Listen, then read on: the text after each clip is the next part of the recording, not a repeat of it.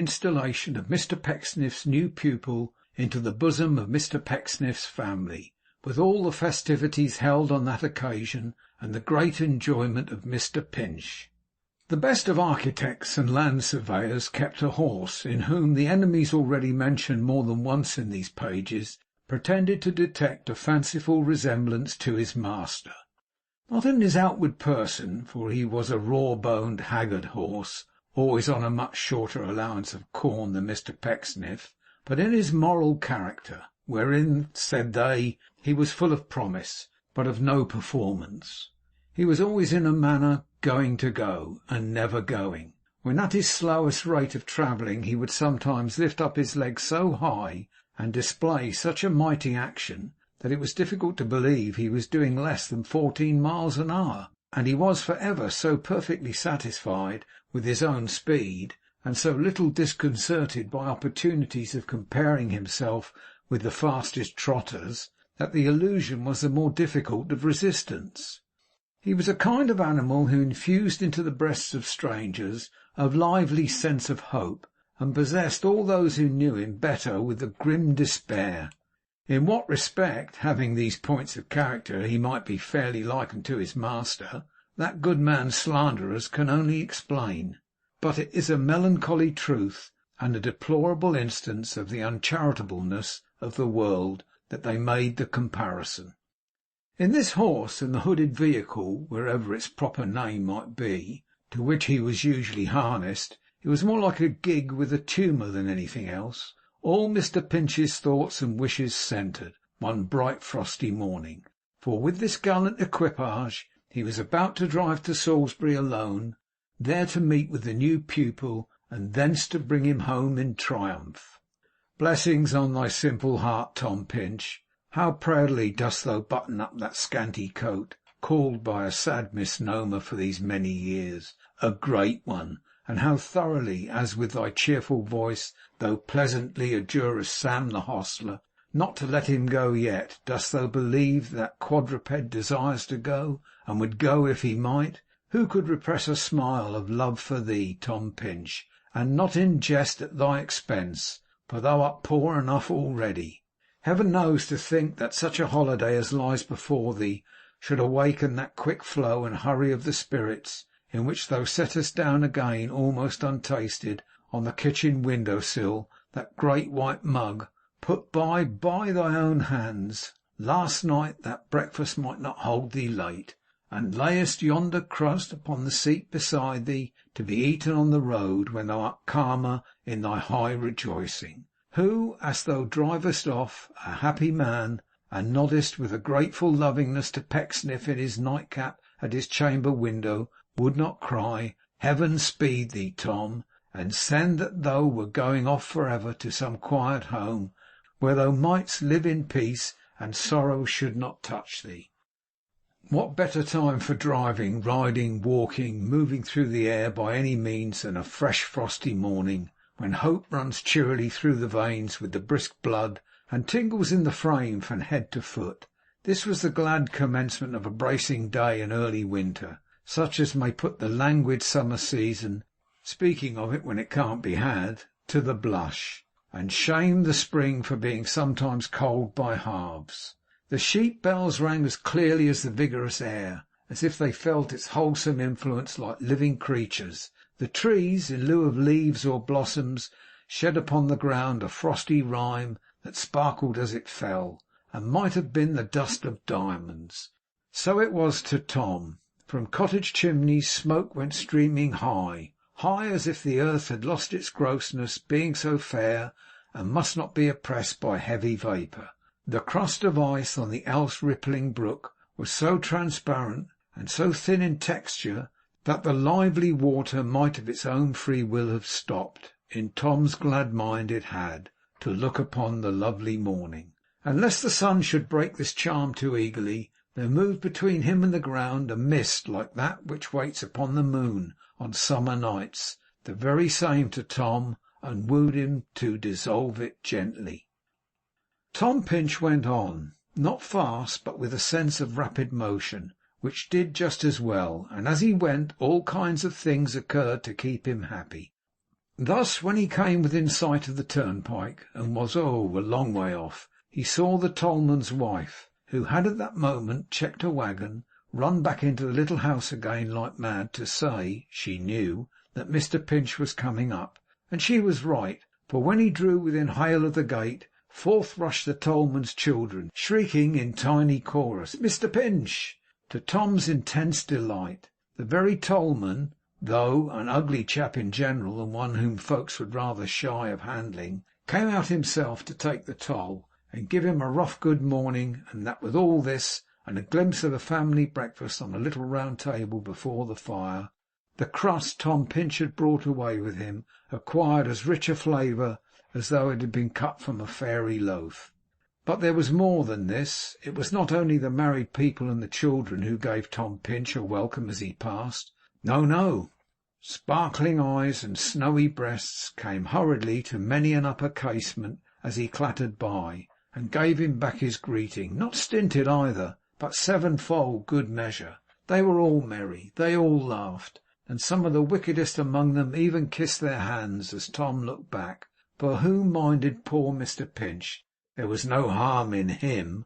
And now the morning grew so fair, and all things were so wide awake and gay, that the sun, seeming to say, "Tom had no doubt," he said, "I can't stand it any longer. I must have a look," streamed out in radiant majesty. The mist, too shy and gentle for such lusty company, fled off quite scared before it, and as it swept away, the hills and mounds and distant pasture lands, teeming with placid sheep and noisy crows, came out as bright as though they were unrolled brand new for the occasion. In complement to which discovery, the brook stood still no longer, but ran briskly off to bear the tidings to the water mill 3 miles away. Mr Pinch was jogging along, full of pleasant thoughts and cheerful influences, when he saw upon the path before him, going in the same direction with himself, a traveller on foot, who walked with a light quick step, and sang as he went, for certain in a very loud voice, but not unmusically. He was a young fellow, of some 5 or 6 and 20 perhaps, and was dressed in such a free and fly-away fashion that the long ends of his loose red neckcloth were streaming out behind him quite as often as before, and the bunch of bright winter berries in the buttonhole of his velveteen coat was as visible to Mr Pinch's rearward observation as if he had worn that garment wrong side foremost. He continued to sing with so much energy that he did not hear the sound of wheels until it was close behind him, when he turned a whimsical face and a very merry pair of blue eyes on Mr Pinch, and checked himself directly. "Why, Mark," said Tom Pinch, stopping, "who'd have thought of seeing you here? Well, this is surprising." Mark touched his hat, and said with a very decrease of vivacity that he was going to Salisbury. "And how spruce you are too," said Mr Pinch, surveying him with great pleasure. "Really, I didn't think you were half such a tight-made fellow, Mark." "Thank you, Mr Pinch, pretty well for that. I believe it's not my fault, you know, with regard to being spruce, sir. That's where it is, you see." And here he looked particularly gloomy. "Where what is?" Mr Pinch demanded. "Where the aggravation of it is. Any man may be in good spirits and good temper when he's well dressed. There ain't much credit in that. If I was very ragged and very jolly, then I should begin to feel I'd gained a point, Mr Pinch." "So you were singing just now to bear up, as it were, against being well dressed, eh, Mark?" said Pinch. "Your conversation's always equal to print, sir," rejoined Mark with a broad grin. "That was it." "Well," cried Pinch, "you are the strangest young man, Mark, I ever knew in my life. I always thought so, but now I am quite certain of it. I'm going to Salisbury too. Will you get in? I shall be very glad of your company." The young fellow made his acknowledgment and accepted the offer, stepping into the carriage directly, and seating himself on the very edge of the seat, with his body half out of it, to express his being there on sufferance, and by the politeness of Mr Pinch. As they went along, the conversation proceeded after this manner. "I more than half believed just now, seeing you so very smart," said Pinch, "that you must be going to be married, Mark." "Well, sir, I thought of that too," he replied. "There might be some credit in being jolly with a wife, especially if the children had measles and that, and I was very fractious indeed. But I'm almost afraid to try it. I don't see my way clear." "You're not very fond of anybody, perhaps?" said Pinch. "Not particular, sir, I think." 'But the way would be, you know, Mark, according to your views of things,' said Mr Pinch, 'to marry somebody you didn't like, and who was very disagreeable.' 'So it would, sir, but that might be carrying out a principle a little bit too far, mightn't it?' 'Perhaps it might,' said Mr Pinch, at which they both laughed gaily. 'Lord bless you, sir,' said Mark, 'you don't half know me, though I don't believe there ever was a man as could come out so strong under circumstances that would make other men miserable as I could, if I could only get a chance. But I can't get a chance. It's my opinion that nobody never will know half of what's in me, unless something very unexpected turns up, and I don't see any prospect of that. I'm going to leave the Dragon, sir.' 'Going to leave the Dragon!' cried Mr Pinch, looking at him with great astonishment. 'Why, Mark, you take my breath away.' 'Yes, sir,' he rejoined, looking straight before him and a long way off, as men do sometimes when they cogitate profoundly. 'What's the use of my stopping at the Dragon? It ain't all the sort of place for me. When I left London, I'm a Kentish man by birth though, and took that situation here, I quite made up my mind that it was the dullest little out of the way corner in England, and that there would be some credit in being jolly under such circumstances. But Lord, there's no dullness at the Dragon. Skittles, cricket, quoits, ninepins, comic songs, choruses, company round a chimney corner every winter's evening. Any man can be jolly at the Dragon. There's no credit in that.' 'But if common report be true for once, Mark, as I think it is, being able to confirm it by what I know myself,' said Mr Pinch, 'you are the cause of half this merriment, and set it going.' 'There may be something in that too, sir,' answered Mark, 'but that's no consolation.' 'Well,' said Mr Pinch, after a short silence, his usually subdued tone being even now more subdued than ever, 'I can hardly think enough of what you tell me. Why, what will become of Mrs Lupin, Mark?'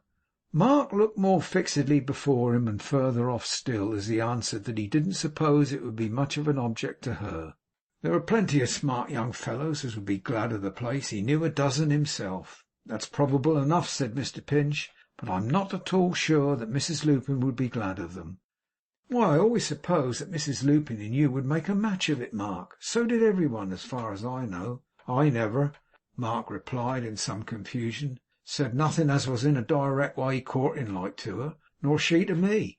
But I don't know what I mightn't do one of these odd times, and what she mightn't say in answer.' 'Well, sir, that wouldn't suit.'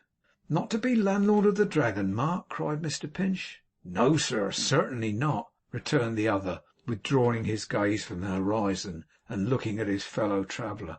'Why, that would be the ruin of a man like me. I go and sit down comfortably for life, and no man never finds me out. What would be the credit of the landlord of the Dragon's being jolly? Why, he couldn't help it if he tried.' 'Does Mrs Lupin know you're going to leave her?' Mr Pinch inquired. 'I haven't broke it to her yet, sir, but I must. I'm looking out this morning for something new and suitable,' he said, nodding towards the city. 'What kind of thing now?' Mr Pinch demanded. 'I was thinking,' Mark replied, 'of something in a grave digging way.' 'Goodness gracious, Mark!' cried Mr Pinch. 'It's a good damp wormy sort of business, sir,' said Mark, shaking his head argumentatively, 'and there might be some credit in being jolly with one's mind in that pursuit, unless grave diggers is usually given that way, which would be a drawback. You don't happen to know how that is in general, do you, sir?' 'No,' said Mr Pinch, 'I don't indeed. I never thought upon the subject.' 'In case of that not turning out as well as one could wish, you know,' said Mark, musing again, 'there's other business. Undertaking now, that's gloomy. There might be credit to be gained there. A broker's man in a poor neighbourhood wouldn't be bad, perhaps. A jailer sees a deal of misery. A doctor's man is in the very midst of murder. A bailiff's in a lively office, naturally. Even a tax gatherer must find his feelings rather worked upon at times. There's lots of trades in which I should have an opportunity, I think.' Mr Pinch was so perfectly overwhelmed by these remarks that he could do nothing but occasionally exchange a word or two on some indifferent subject, and cast sidelong glances at the bright face of his odd friend, who seemed quite unconscious of his observation, until they reached a certain corner of the road, close upon the outskirts of the city, when Mark said he would jump down there if he pleased. 'Bless my soul, Mark,' said Mr Pinch, who in the progress of his observation just then made the discovery that the bosom of his companion's shirt was as much exposed as if it was midsummer, and was ruffled by every breath of air, 'why don't you wear a waistcoat?' 'What's a good of one, sir?' asked Mark. 'Good of one,' said Mr Pinch. 'Why, to keep your chest warm. 'Lord love you, sir,' cried Mark, 'you don't know me. My chest don't want no warming. Even if it did, what would a waistcoat bring it to? Inflammation of the lungs, perhaps. Well, there'd be some credit in being jolly with an inflammation of the lungs.' As Mr Pinch returned no other answer than such as was conveyed in his breathing very hard, and opening his eyes wide, and nodding his head very much, Mark thanked him for his ride, and without troubling him to stop, jumped lightly down, and away he fluttered, with his red neckerchief and his open coat, down a cross lane, turning back from time to time to nod to Mr Pinch, and looking one of the most careless, good-humoured, comical fellows in life. His late companion, with a thoughtful face, pursued his way to Salisbury. Mr Pinch had a shrewd notion that Salisbury was a very desperate sort of place, an exceeding wild and dissipated city, and when he had put up the horse and given the hostler to understand that he would look in again in the course of an hour or two to see him take his corn, he set forth on a stroll about the streets, with a vague and not unpleasant idea that they teemed with all kinds of mystery and bedevilment. To one of his quiet habits this little delusion was greatly assisted by the circumstance of its being market day, and the thoroughfares about the market place being filled with carts, horses, donkeys, baskets, waggons, garden stuff, meat, tripe, pies, poultry, and hucksters' wares of every opposite description and possible variety of character. Then there were young farmers and old farmers with smock frocks, brown greatcoats, drab greatcoats, red worsted comforters, leather leggings, wonderful shaped hats, hunting whips and rough sticks, standing about in groups, or talking noisily together on the tavern steps, or paying and receiving huge amounts of greasy wealth, with the assistance of such bulky pocket books that when they were in their pockets it was an apoplexy to get them out, and when they were out it was spasms to get them in again. Also there were farmers' wives in beaver bonnets and red cloaks, riding shaggy horses purged of all earthly passions, who went soberly into all manner of places without desiring to know why, and who, if required, would have stood stock still in a china shop with a complete dinner service at each hoof. Also a great many dogs, who were strongly interested in the state of the market and the bargains of their masters, and a great confusion of tongues, both brute and human. Mr Pinch regarded everything exposed for sale with great delight, and was particularly struck by the itinerant cutlery, which he considered of the very keenest kind, insomuch that he purchased a pocket knife with 7 blades in it, and not a cut, as he afterwards found out, among them. When he had exhausted the market place, and watched the farmers safe into the market dinner, he went back to look after the horse. Having seen him eat unto his heart's content, he issued forth again to wander round the town and regale himself with the shop windows, previously taking a long stare at the bank, and wondering in what direction underground the caverns might be where they kept the money, and turning to look back at 1 or 2 young men who passed him, whom he knew to be articled to solicitors in the town, and who had a sort of fearful interest in his eyes as jolly dogs who knew a thing or two, and kept it up tremendously. But the shops. First of all there were the jewellers' shops, with all the treasures of the earth displayed therein, and such large silver watches hanging up in every pane of glass, that if they were anything but first-rate goers, it was certainly not because the works could decently complain of want of room. In good sooth they were big enough, and perhaps, as the saying is, ugly enough, to be the most correct of all mechanical performers. In Mr Pinch's eyes, however, they were smaller than Geneva ware, and when he saw one very bloated watch, announced as a repeater, gifted with the uncommon power of striking every quarter of an hour inside the pocket of its happy owner, he almost wished that he were rich enough to buy it. But what were even gold and silver, precious stones and clockwork to the bookshops, whence a pleasant smell of paper freshly pressed came issuing forth, awaking instant recollections of some new grammar had at school long time ago, with Master Pinch, Grove House Academy, inscribed in faultless writing on the fly-leaf. That whiff of Russia leather too, and all those rows on rows of volumes, neatly ranged within, what happiness did they suggest!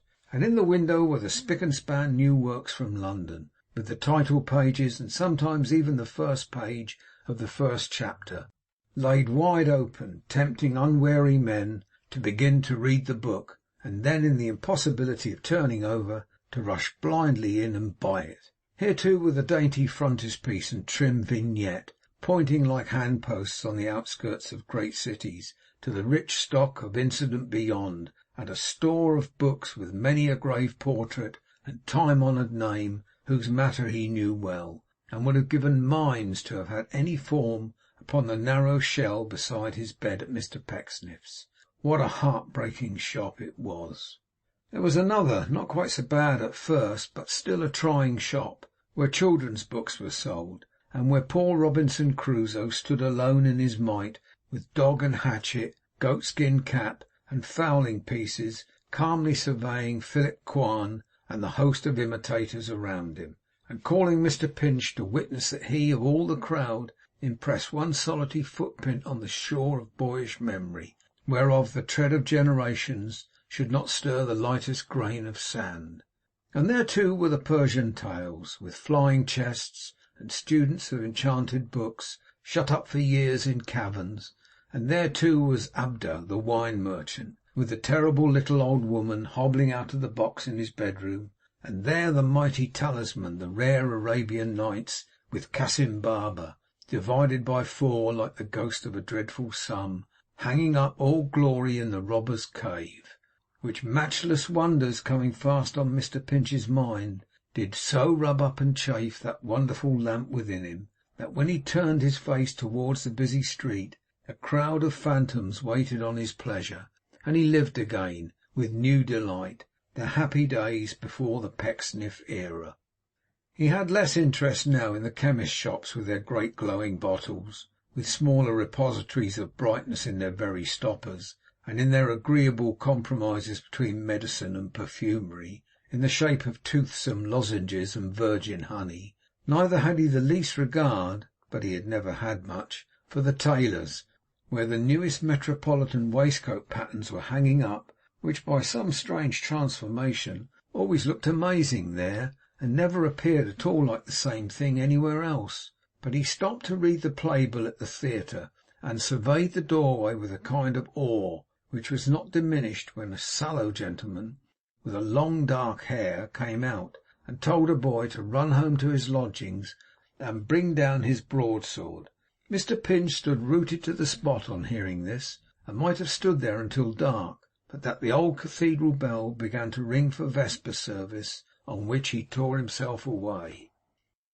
Now the organist's assistant was a friend of Mr Pinch's, which was a good thing, for he too was a very quiet, gentle soul, and had been, like Tom, a kind of old-fashioned boy at school, though well liked by the noisy fellow too.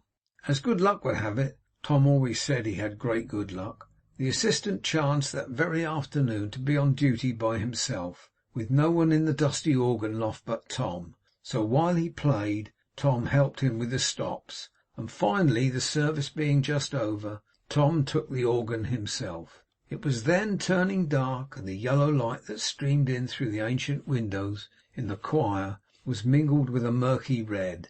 As the grand tones resounded through the church, they seemed to Tom to find an echo in the depth of every ancient tomb, no less than in the deep mystery of his own heart.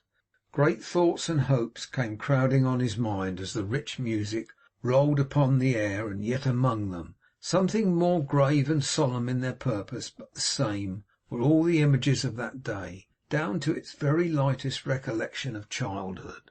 The feeling that the sounds awakened in the moment of their existence seemed to include his whole life and being, and as the surrounding realities of stone and wood and glass grew dimmer in the darkness, these visions grew so much the brighter that Tom might have forgotten the new pupil and the expectant master, and have sat there pouring out his grateful heart till midnight, but for a very earthy old verger insisting on locking up the cathedral forthwith.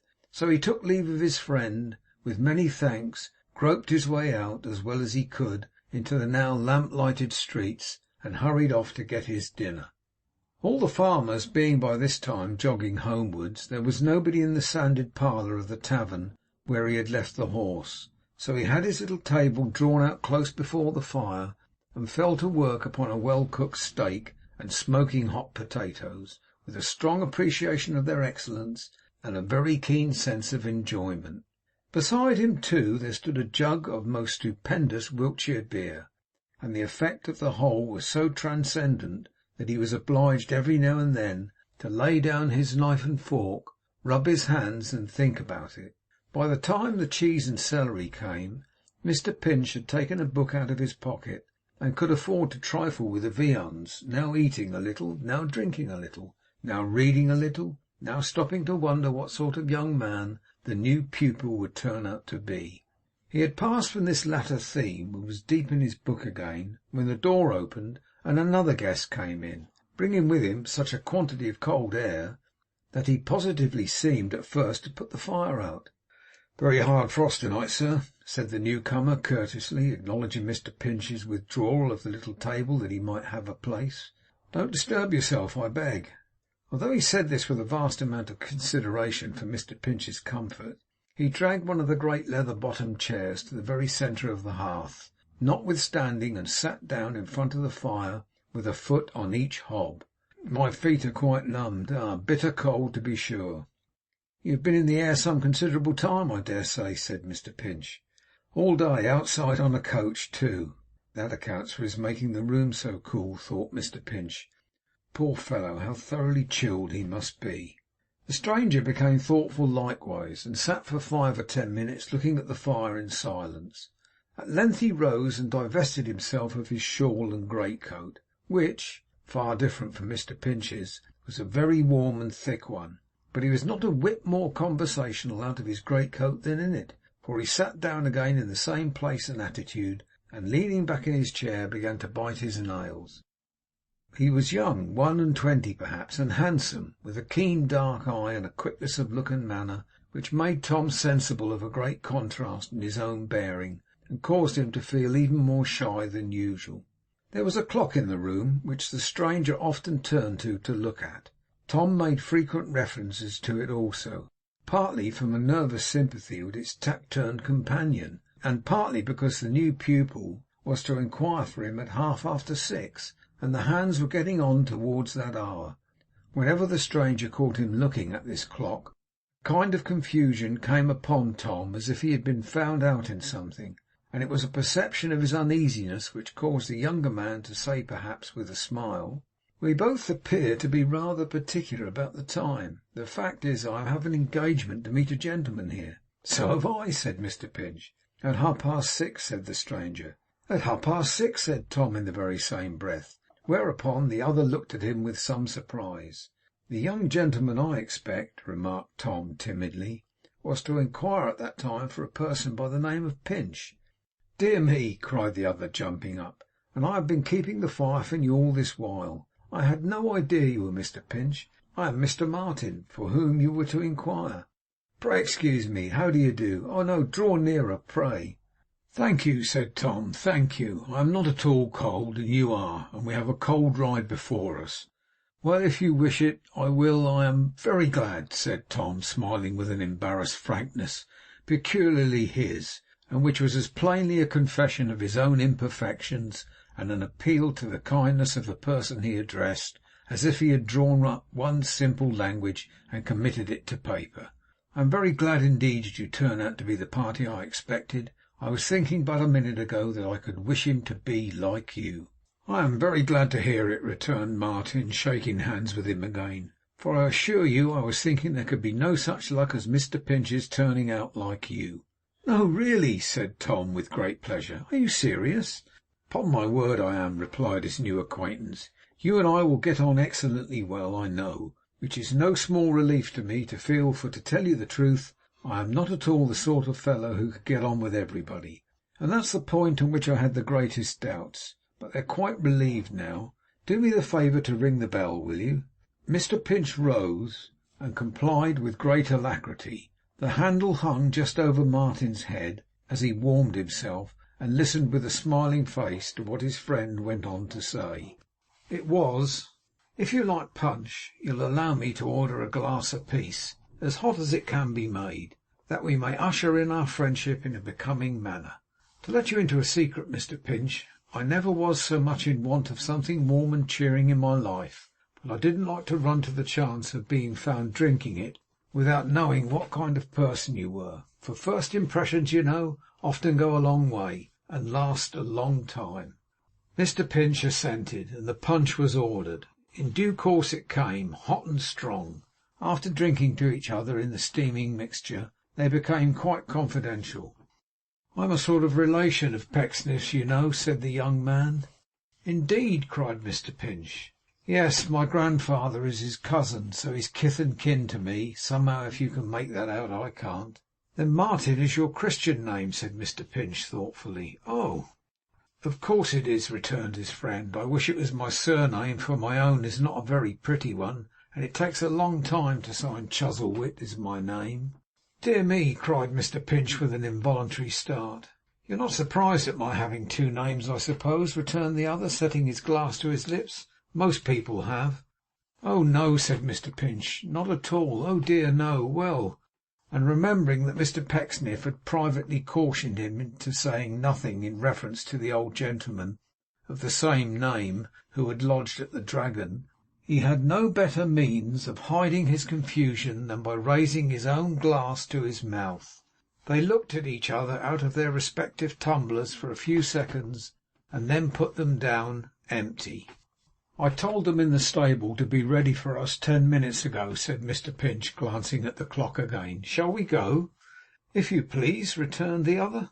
"Would you like to drive?" said Mr Pinch, his whole face beaming with a consciousness of the splendour of his offer. "You shall if you wish." "Why, that depends, Mr Pinch," said Martin, laughing, "upon what sort of horse you have, because if he's a bad one, I would rather keep my hands warm by holding them comfortably in my greatcoat pockets." He appeared to think this such a good joke that Mr Pinch was quite sure it must be a capital one. Accordingly he laughed too, and was fully persuaded that he enjoyed it very much. Then he settled his bill, and Mr Chuzzlewit paid for the punch, and having wrapped themselves up to the extent of their respective means, they went out together to the front door, where Mr Pecksniff's property stopped the way. "I won't drive, thank you, Mr Pinch," said Martin, getting into the sitter's place. "By the by, there's a box of mine. Can we manage to take it?" "Oh, certainly," said Tom. "Put it in, Dick, anywhere." It was not precisely of that convenient size which would admit of its being squeezed into any odd corner, but Dick the hostler got it in somehow, and Mr Chuzzlewit helped him. It was all on Mr Pinch's side, and Mr Chuzzlewit said he was very much afraid it would encumber him, to which Tom said, "Not at all," though it forced him into such an awkward position that he had much ado to see anything but his own knees.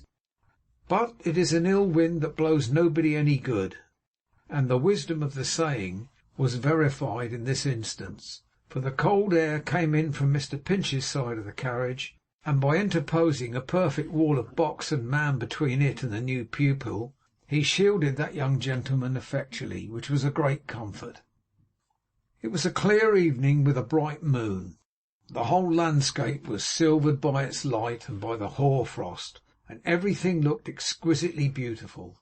At first the great serenity and peace through which they travelled disposed them both to silence, but in a very short time the punch within them and the healthful air without made them loquacious, and they talked incessantly. When they were halfway home, and stopped to give the horse some water, Martin, who was very generous with his money, ordered another glass of punch, which they drank between them, and which had not the effect of making them less conversational than before. Their principal topic of discourse was naturally Mr Pecksniff and his family, of whom, and of the great obligations they had heaped upon him, Tom Pinch, with the tears standing in his eyes, drew such a picture as would have inclined any one of common feeling almost to revere them, and of which Mr Pecksniff had not the slightest foresight or preconceived idea, or he certainly, being very humble, would not have sent Tom Pinch to bring the pupil home. In this way they went on, and on, and on, in the language of the story books, until at last the village lights appeared before them, and the church spire cast a long reflection on the graveyard grass, as if it were a dial, alas, the truest in the world, marking whatever light shone out of heaven, the flight of days and weeks and years, by some new shadow on that solemn ground. A pretty church, said Martin, observing that his companion slackened the slack pace of the horse as they approached. Is it not? Cried Tom with great pride. There's the sweetest little organ there you have ever heard. I play it for them. Indeed, said Martin. It's hardly worth the trouble, I should think. What do you get for that now? Nothing, answered Tom.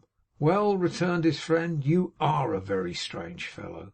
To which remark there succeeded a brief silence.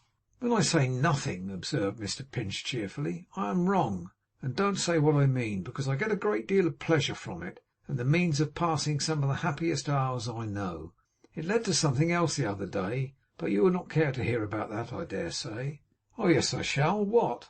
It led to my seeing, said Tom in a lower voice, one of the loveliest and most beautiful faces you can possibly picture to yourself. And yet I am able to picture a beautiful one, said his friend thoughtfully, or should be if I had any memory. She came, said Tom, laying his hand on the other's arm, for the first time very early in the morning, when it was hardly light, and when I saw her over my shoulder, standing just within the porch, I turned quite cold, almost believing her to be a spirit. A moment's reflection got the better of that, of course, and fortunately it came to my relief so soon that I didn't leave off playing. Why fortunately? Why, because she stood there listening. I had my spectacles on, and saw her through the chinks in the curtains as plainly as I see you, and she was beautiful. After a while she glided off, and I continued to play until she was out of hearing. Why did you do that? Don't you see, responded Tom, because she might suppose I hadn't seen her and might return. And did she? Certainly she did, next morning and next evening too, but always when there were no people about, and always alone. I rose earlier and sat there later, that when she came she might find the church door open and the organ playing, and might not be disappointed. She strolled that way for some days, and always stayed to listen.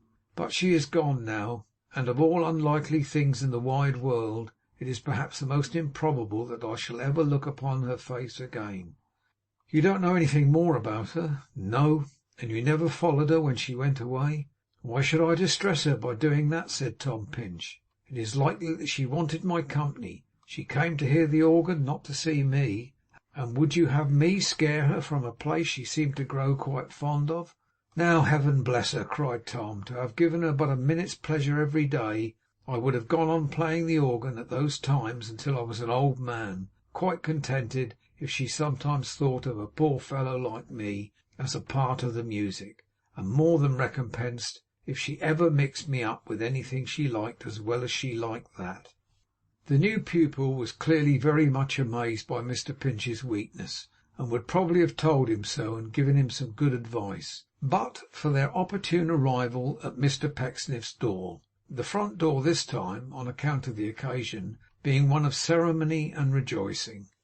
The same man was waiting for the horse who had been adjured by Mr. Pinch in the morning not to yield to his rabid desire to start, and after delivering the animal into his charge, and beseeching Mr. Chuzzlewit in a whisper never to reveal a syllable of what he had just told him in the fullness of his heart, Tom led the pupil in for instant presentation. Mr. Pecksniff had clearly not expected them for hours to come, for he was surrounded by open books, and was glancing from volume to volume with a black lead pencil in his mouth and a pair of compasses in his hand, and a vast number of mathematical diagrams of such extraordinary shapes that they looked like designs for fireworks. Neither had Miss Charity expected them, for she was busied with a capacious wicker basket before her in making impracticable nightcaps for the poor. Neither had Miss Mercy expected them, for she was sitting upon her stool, tying on the good gracious, the petticoat of a large doll that she was dressing for a neighbour's child, really quite a grown-up doll, which made it more confusing, and had its little bonnet dangling by the ribbon from one of her fair curls, to which she had fastened lest it should be lost or sat upon. It would be difficult, if not impossible, to conceive a family so thoroughly taken by surprise as the Pecksniffs were on this occasion. "Bless my life," said Mr. Pecksniff, looking up and gradually exchanging his abstracted face for one of joyful recognition. "Here already! Martin, my dear boy, I am delighted to welcome you to my poor house." With this kind of greeting, Mr Pecksniff fairly took him to his arms, and patted him several times upon the back with his right hand the while, as if to express that his feelings during the embrace were too much for utterance. "But here," he said, recovering, "are my daughters, Martin, my two only children, whom, if you ever saw them, you have not beheld. Ah, these sad family divisions, since you were infants together! Nay, my dears, why blush at being detected in your everyday pursuits?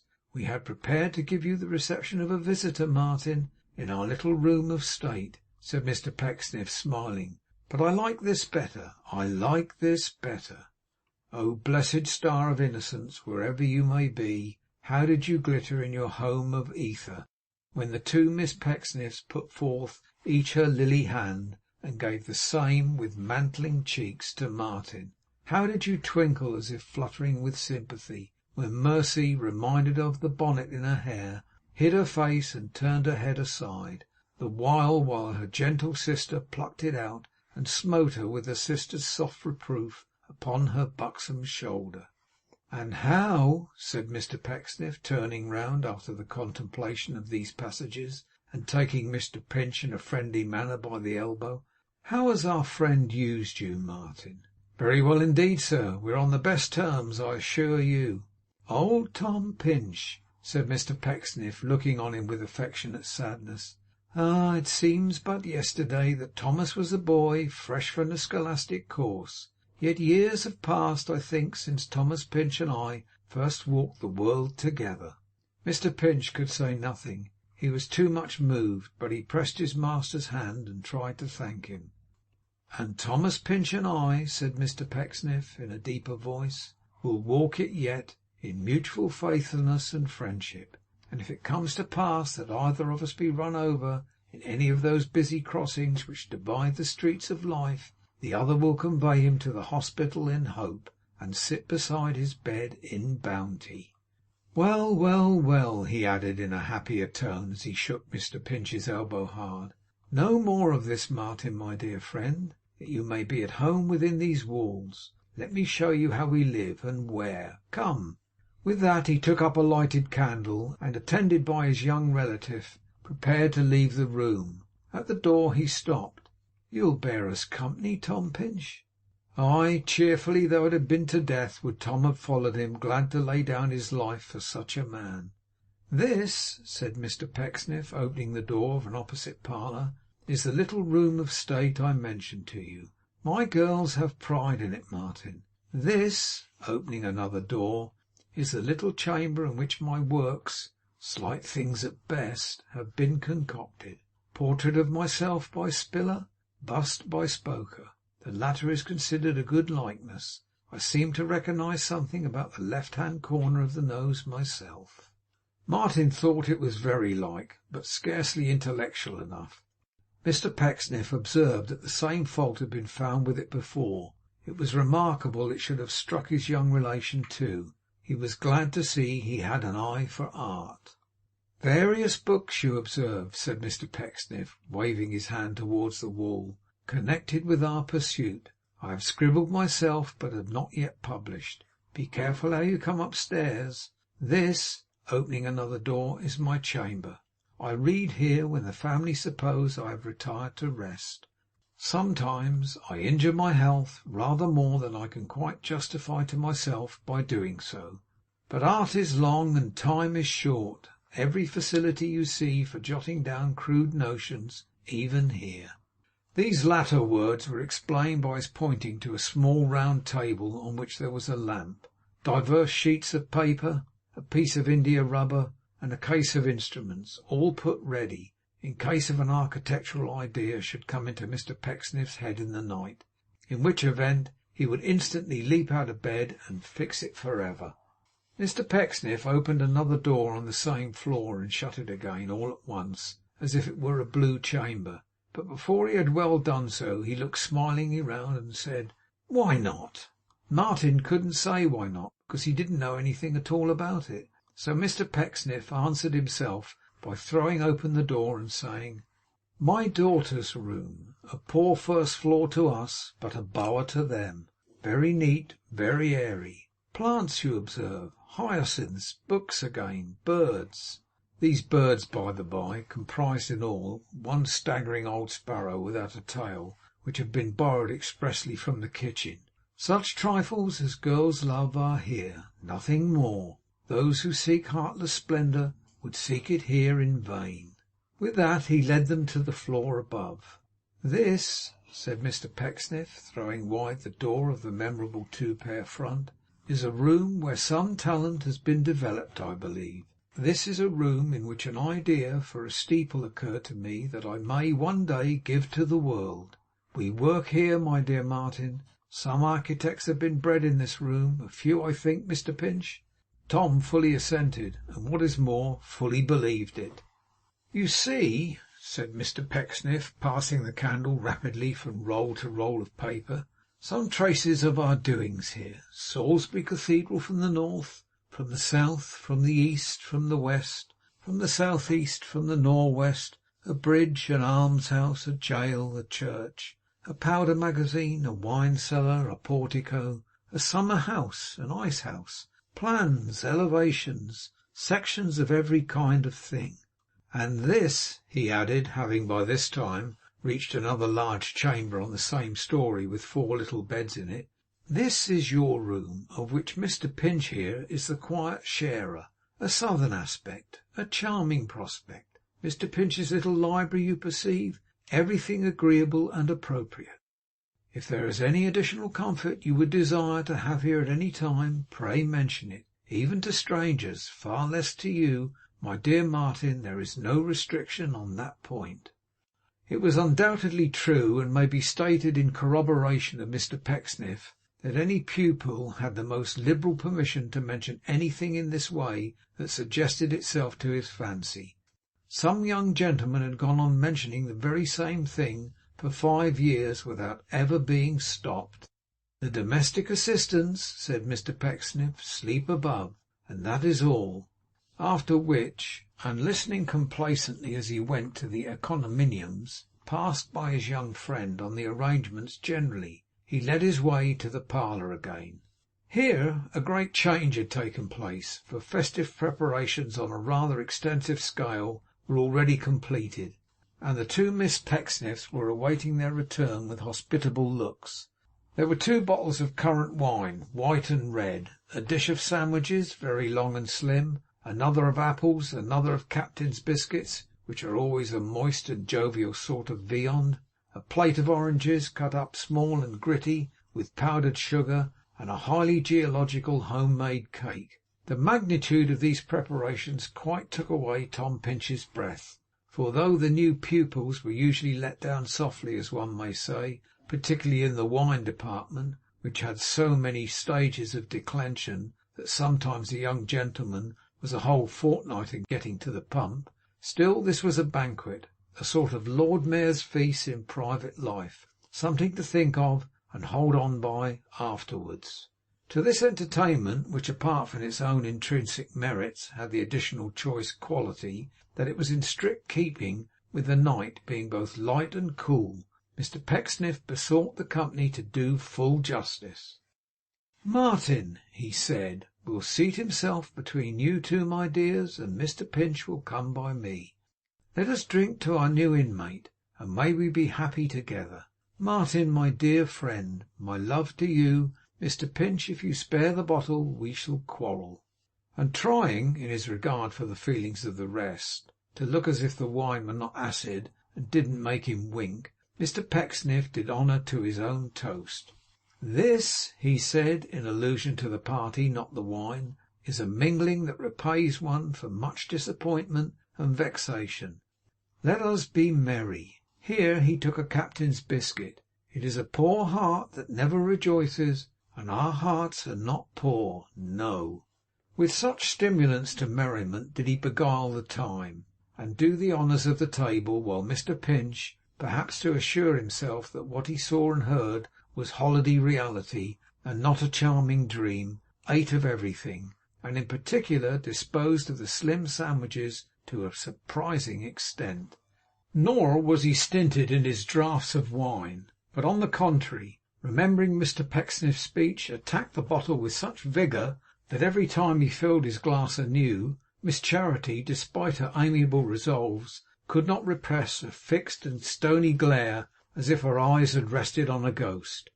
Mr Pecksniff also became thoughtful at those moments, not to say dejected; but as he knew the vintage, it is very likely he may have been speculating on the probable condition of Mr Pinch upon the morrow, and discussing within himself the best remedies for colic. Martin and the young ladies were excellent friends already, and compared recollections of their childish days to their mutual liveliness and entertainment. Miss Mercy laughed immensely at everything that was said, and sometimes, after glancing at the happy face of Mr Pinch, was seized with such fits of mirth as brought her to the very confines of hysterics. But for these bursts of gaiety, her sister, in her better sense, reproved her, observing, in an angry whisper, that it was far from being a theme for jest, and that she had no patience with the creature, though it generally ended with her laughing too, but much more moderately, and saying that indeed it was a little too ridiculous and intolerable to be serious about. At length it became high time to remember the first clause of that great discovery made by the ancient philosopher for securing health, riches, and wisdom, the infallibility of which has been for generations verified by the enormous fortunes constantly amassed by chimney sweepers and other persons who get up early and go to bed betimes. The young ladies accordingly rose, and having taken leave of Mr Chuzzlewit with much sweetness, and of their father with much duty, and of Mr Pinch with much condescension, retired to their bower. Mr Pecksniff insisted on accompanying his young friend upstairs for personal superintendence of his comforts, and taking him by the arm, conducted him once more to his bedroom, followed by Mr Pinch, who bore the light. 'Mr Pinch,' said Pecksniff, seating himself with folded arms on one of the spare beds, 'I don't see any snuffers in that candlestick. Will you oblige me by going down and asking for a pair?' Mr Pinch, only too happy to be useful, went off directly. 'You will excuse Thomas Pinch's want of polish, Martin,' said Mr Pecksniff, with a smile of patronage and pity, as soon as he had left the room. 'He means well.' 'He's a very good fellow, sir.' 'Oh yes,' said Mr Pecksniff. 'Yes, Thomas Pinch means well. He is very grateful. I have never regretted having befriended Thomas Pinch.' 'I should think you never would, sir.'